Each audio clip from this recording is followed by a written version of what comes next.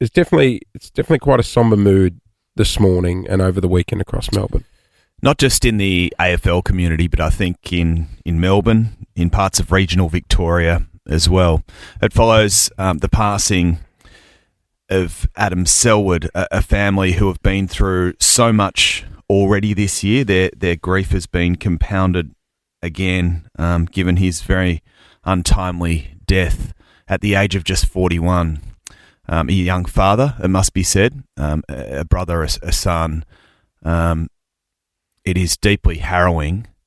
It follows the death of his identical twin brother, Troy, just 3 months ago. Mm. Now, just by way of background, Adam was a footballer. Mm-hmm. He played for the West Coast Eagles, some 187 games. He also played a premiership. But this morning is a story and an issue which is far bigger than football. Yeah. And he's, more importantly, a dad, a brother, a son, and a friend to so many. And I think that this story is it's sort of beyond comprehension. It's confusing, isn't it? It's like, Clint, you and I spoke on Saturday night. You did a beautiful tribute on the Today Show yesterday morning. Yeah, well done on that. It was said perfectly. And even finding the right words to express the devastation that this that the passing of Adam.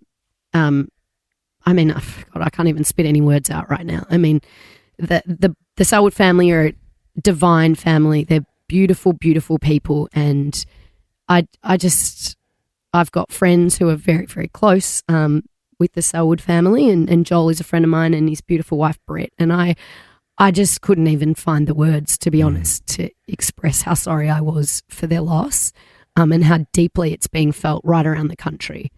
It is so complex. Mm-hmm. There are so many layers here because it involves mental health, and mental health is a complex issue. It can often, and as I said yesterday on the Today Show, it can often, and it's invisible. It can be invisible. Mm. You know, a lot of us don't know what is going on behind the scenes in so many people's lives. I mentioned it earlier. I just find it frightening because you don't know what's really going. Like, you know, I do not want to make this about me, but I recently lost someone on holidays quite suddenly. And from outside looking in, I thought she was great and in a really happy place. Mm. And that's why when the news came through, it's just, mate, they say reach out to people. And these conversations are so hard to have. And I think it's important that we do talk about this stuff more. We need to. But God, this is just a tragedy beyond belief and beyond comprehension for the Selwoods. And I know that it'll deeply, deeply affect a lot of people, regardless of if you're a footy fan. I mean, news like this is just shocking.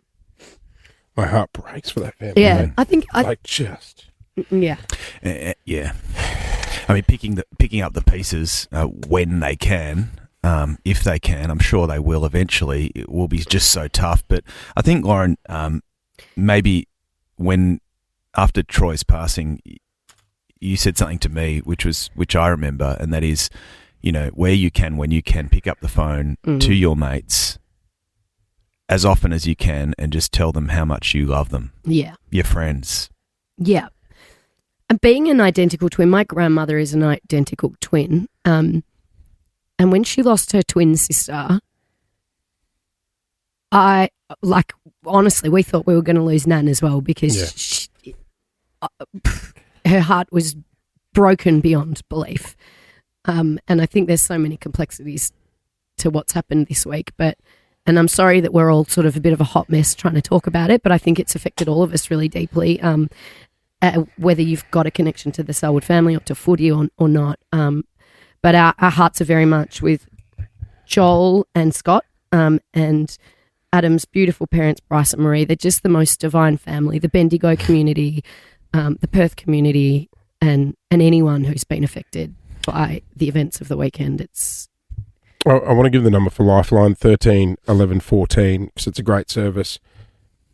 But as well as Lifeline, like you said, pick up the phone, check in on your mates today, let them know that you love them, because you might not realise the impact of them hearing that for them today. I mean, just talking about it is impactful for so many people. And if there is a way, if there is a means to normalise a conversation around something so horrendous, We've got to do it more. You know, because this can't happen. This shouldn't happen, especially to a bloke or anyone really in their prime. A young dad, a young family who'll be impacted forever. And our hearts really go out to the Selwoods. It has just gone 5 to 8. Nova.